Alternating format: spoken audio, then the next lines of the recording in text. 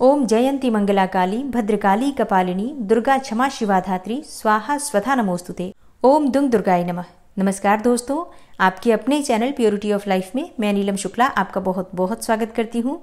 दोस्तों 9 अप्रैल 2024 से चैत्र नवरात्रि का प्रारंभ हो रहा है और नव वर्ष का प्रारंभ हो रहा है। तो आप सभी को मेरी तरफ से चैत्र नवरात्रि और नव वर्ष की मंगल शुभकामनाएं। दोस्तों नवरात्रि का अर्थ होता है 9 विशेष रातें। इन 9 रातों में देवी शक्ति और उनके 9 रूपों की विशेष रूप से पूजा की जाती है। नवरात्रि के पहले दिन कलश की स्थापना की जाती है।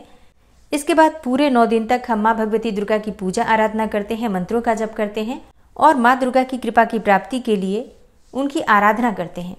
तो आज की वीडियो में मैं आपसे बात करने वाली हूँ कि नवरात्रि के पहले दिन माँ भगवती दुर्गा के पहले स्वरूप माँ शैलपुत्री की पूजा हम किस प्रकार से करें, कलश की स्थापना किस प्रकार से करें, कलश स्थापना करने का शुभ मुहूर्त क्या है और आज के दिन यानी कि नवरात्रि के पहले दिन किस रंग के वस्त्र धारण करें, कौन से पुष्प माँ को अर्पित करें, कौन सा भोग माँ को अर्पित करें, माँ के किस मंत्र का जप करें और माँ शैलपुत्री का स्वरूप क्या है जिसका हमें पूजा के समय ध्यान करना है। संपूर्ण जानकारी नवरात्रि के पहले दिन की पूजा विधि से संबंधित आज की वीडियो में मैं आपसे शेयर करने वाली हूँ।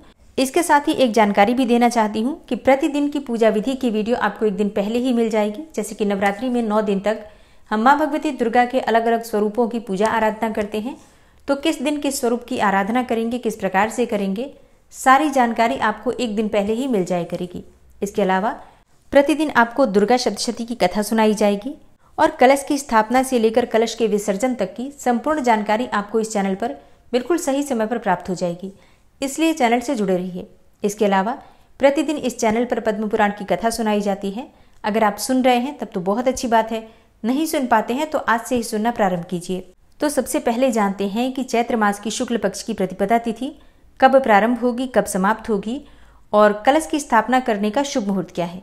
देखिए, इस साल चैत्र मास की शुक्ल पक्ष की प्रतिपदा तिथि का प्रारंभ हो रहा है 8 अप्रैल को देर रात्रि 11:50 पर और प्रतिपदा तिथि समाप्त हो रही है 9 अप्रैल को संध्या काल में 8:30 पर।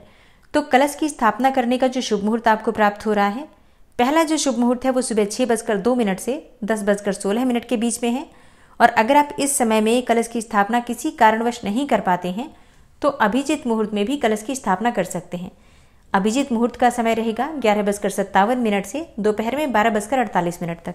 और अब जानते हैं कि नवरात्रि के पहले दिन माँ शैलपुत्री की पूजा किस प्रकार से करनी चाहिए और कौन सा उपाय करना चाहिए जिससे कि माँ प्रसन्न होकर आपकी हर मनोकामना को पूर्ण कर दें। और पहले दिन की पूजा से पहले आपको अपने घर की साफ सफाई अच्छे से करना है। घर में जिस स्थान पर आपको चौकी की स्थापना करनी है उस स्थान को अच्छे से साफ कर लीजिए, गंगा जल का छिड़काव कीजिए। फिर उस स्थान पर आपको एक लकड़ी की चौकी बिछानी है और इसके ऊपर आपको लाल रंग का एक कपड़ा बिछाना है। और अब इसी चौकी पर आपको माँ दुर्गा की स्थापना करनी है। माँ दुर्गा का जो भी विग्रह है उसे उस चौकी पर विराजमान करके उनके दाईं तरफ कलश की स्थापना कर लीजिए और माँ के समक्ष एक शुद्ध घी का दीपक प्रज्वलित कर लीजिए। अब इसके बाद आपको गणपति की स्थापना करनी है, तो आप एक पान के पत्ते पर सुपारी से भी गणपति बनाकर स्थापित कर सकते हैं या फिर आप चाहें तो गणपति की अगर आपके पास कोई भी विग्रह हो, मूर्ति हो, तो आप उसकी भी स्थापना कर सकते हैं।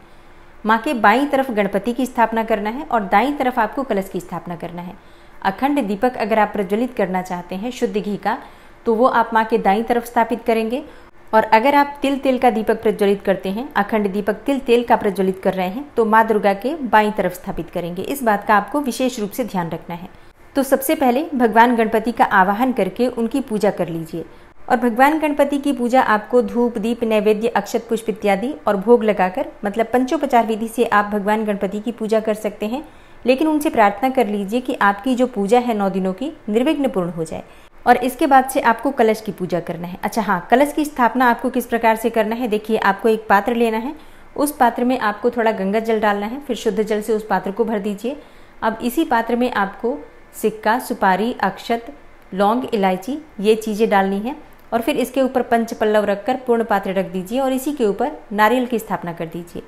कलश की स्थापना करने से पहले कलश के नीचे आपको थोड़ा सा चावल जरूर रखना है और हाँ, उसी चावल से आप चाहें तो अष्टदल कमल भी बना सकते हैं। और इसी प्रकार से जब आप माँ दुर्गा की मूर्ति या प्रतिमा स्थापित करेंगे तो उन्हें भी आपको चावल का आसन देना है, मतलब थोड़े से चावल माँ दुर्गा की मूर्ति या प्रतिमा के नीचे जरूर रखना है।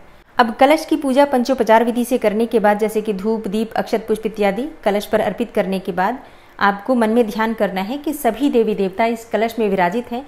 सभी देवी देवताओं से आपको प्रार्थना करना है कि हे सभी देवी देवता, आप सब इस कलश में विराजित हो, ताकि 9 दिन की माँ दुर्गा की जो पूजा है वो मैं संपन्न कर पाऊँ। मेरी पूजा में किसी प्रकार की विघ्न बाधा न आए और इस पूजा का शुभ फल मुझे प्राप्त हो, मेरे परिवार को प्राप्त हो। इस प्रकार से आपको सभी देवी देवताओं से प्रार्थना करके कलश में सभी देवी देवताओं का आवाहन करना है। इसके बाद आपको 9 ग्रहों का ध्यान करना है। आप चाहे तो 9 ग्रह की मूर्ति अगर आपके पास हो, जैसे कि छोटा सा यंत्र मिल जाता है 9 ग्रहों का, अगर आपके पास हो तो वही चौकी पर रखकर उसकी पूजा कर सकते हैं। या फिर आप चाहें तो चावलों की 9 जगह ढेरी बनाकर और इसे ही 9 ग्रह मानकर इनकी पूजा भी पंचोपचार विधि से धूप दीप इत्यादि अर्पित करके कर सकते हैं।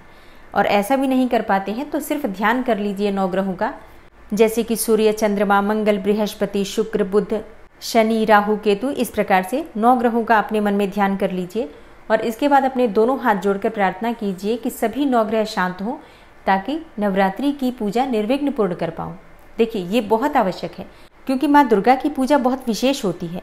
अगर वो निर्विघ्न पूर्ण होती है तभी हमें उसका शुभ फल प्राप्त होता है। अगर बीच में कोई विघ्न बाधा आ जाती है तो इसका मतलब है कि कहीं न कहीं हमारे घर में नकारात्मक ऊर्जा का प्रभाव बहुत अधिक है। इसलिए माँ से प्रार्थना की जाती है, सभी देवी देवताओं से प्रार्थना की जाती है कि 9 दिनों की जो ये पूजा है पूरी तरह से निर्विघ्न रूप से हम पूर्ण कर पाएँ। तो सबसे प्रार्थना आराधना करने के बाद हम माँ दुर्गा की पूजा करेंगे। माँ दुर्गा का आवाहन कीजिए, विधि विधान से उनकी पूजा कीजिए। अच्छा, अब जैसे कि आप पूजा माँ दुर्गा की कर लेते हैं तो माँ शैलपुत्री का अपने मन में ध्यान कीजिए। माँ शैलपुत्री का स्वरूप क्या है जिसका आपको ध्यान करना है? देखिए, माँ शैलपुत्री का रंग गौर वर्ण का है। माँ शैलपुत्री बैल पर सवार होती हैं और वे एक हाथ में त्रिशूल तो दूसरे हाथ में कमल का पुष्प धारण करती हैं। चंद्रमा उनके मस्तक की शोभा बढ़ाता है। माँ शैलपुत्री का ध्यान करने से पहले अपने हाथ में पुष्प ले लीजिए और फिर माँ का ध्यान कीजिए। माँ का ध्यान मंत्र है वंदे वांछित लाभाय चंद्रार्ध कृतशेखराम वृषारूढ़ाम शूलधराम शैलपुत्रीम यशस्विनीम। माँ का बीज मंत्र है ह्रीम शिवाय नमः। ह्रीम शिवाय नमः, ये माँ का बीज मंत्र है। एक और मंत्र नोट कर लीजिए, ओम देवी शैलपुत्र्यै नमः। और अगला मंत्र है या देवी सर्वभूतेषु माँ शैलपुत्री रूपेण संस्थिता नमस्तस्यै नमस्तस्यै नमस्तस्यै नमो नमः। तो इनमें से किसी भी मंत्र के द्वारा आप माँ शैलपुत्री का ध्यान कर सकते हैं, उच्चारण कर सकते हैं। और आप चाहें तो पूजा करते समय 108 बार माँ शैलपुत्री के किसी भी मंत्र का जप कर सकते हैं। विशेष रूप से माँ शैलपुत्री का जो बीज मंत्र होता है ह्रीम शिवाय नमः, इस मंत्र का यथासंभव जप अवश्य करना चाहिए। मतलब 11 बार, 21 बार आप इस मंत्र का जप कर लीजिए। फिर इसके बाद से आप जो भी पढ़ना चाहते हैं, चाहे सप्तशती पढ़ रहे हो या फिर नवार्ण मंत्र का जप करते हैं, कोई भी पाठ या कोई भी मंत्र जप कर सकते हैं। माँ शैलपुत्री का आवाहन करके आपको विधि विधान से उनकी पूजा करना है। अक्षत, धूप, दीप, पुष्प इत्यादि सभी चीजें माँ को अर्पित कीजिए। माँ शैलपुत्री को कनेर का पुष्प बहुत प्रिय है। आप चाहें तो सफेद रंग के पुष्प भी माँ को अर्पित कर सकते हैं या फिर लाल और पीले पुष्प भी माँ को बहुत प्रिय हैं। और माँ शैलपुत्री का प्रिय भोग है गाय का घी। तो पहले दिन माँ शैलपुत्री को गाय के घी से आप अभिषेक भी कर सकते हैं। मतलब जब आप माँ दुर्गा का अभिषेक करते हैं तो विशेष रूप से गाय का घी अवश्य अर्पित करें। नवरात्रि के पहले दिन माँ दुर्गा के प्रथम स्वरूप माँ शैलपुत्री को दूध या फिर दूध से बनी हुई वस्तुओं का, दूध से बनी हुई मिठाइयों का भोग अवश्य अर्पित करना चाहिए। इसके अलावा माँ को फलों का भोग अर्पित करें। माँ शैलपुत्री के प्रिय रंग हैं लाल, सफेद और पीले। तो आप इनमें से किसी भी रंग के वस्त्र धारण करके पूजा कर सकते हैं। वैसे नवरात्रि के प्रथम दिवस पर लाल रंग के वस्त्र धारण करके माँ दुर्गा की पूजा सुहागिनी महिलाओं को जरूर करनी चाहिए। और हाँ, कुंवारी कन्याएं अगर मनचाहा जीवन साथी चाहती हैं या फिर योग्य जीवन साथी चाहती हैं तो ऐसे में सफेद रंग के वस्त्र धारण करके माँ शैलपुत्री की आराधना करें। इससे मन चाहे जीवन साथी की कामना पूर्ण हो जाती है। तो विधि विधान से माँ दुर्गा के प्रथम स्वरूप माँ शैलपुत्री की पूजा करके कपूर से उनकी आरती करनी चाहिए। और अब आप सुनेंगे माँ शैलपुत्री की कथा। माँ दुर्गा को सर्वप्रथम शैलपुत्री के रूप में पूजा जाता है। हिमालय के यहाँ पुत्री के रूप में जन्म लेने के कारण उनका नामकरण हुआ शैलपुत्री। इनका वाहन वृषभ है, इसलिए यह देवी वृषारूढ़ा के नाम से भी जानी जाती है। इस देवी ने दाएं हाथ में त्रिशूल धारण कर रखा है और बाएं हाथ में कमल सुशोभित है। यही देवी प्रथम दुर्गा है। यही सती के नाम से भी जानी जाती है। और इनकी एक मार्मिक कहानी है। एक बार जब प्रजापति ने यज्ञ किया तो इसमें सारे देवताओं को निमंत्रित किया, भगवान शंकर को नहीं किया। सती यज्ञ में जाने के लिए विकल हो उठी। शंकर जी ने कहा कि सारे देवताओं को निमंत्रित किया गया है, उन्हें नहीं, ऐसे में वहां जाना उचित नहीं है। सती का प्रबल आग्रह देखकर शंकर जी ने उन्हें यज्ञ में जाने की अनुमति दे दी। लेकिन सती जब घर पहुंची तो सिर्फ माँ ने ही उन्हें स्नेह दिया और बहनों की बातों में व्यंग्य और उपहास के भाव थे। यहाँ तक कि भगवान शंकर के प्रति भी तिरस्कार का भाव था। दक्ष ने भी उनके प्रति अपमानजनक वचन कहे। इससे सती को बहुत क्लेश पहुंचा। वे अपने पति का यह अपमान सहन न कर सकी और योगाग्नि द्वारा अपने को जलाकर भस्म कर लिया। इस दारुण दुख से व्यथित होकर शंकर भगवान ने उस यज्ञ का विध्वंस करा दिया।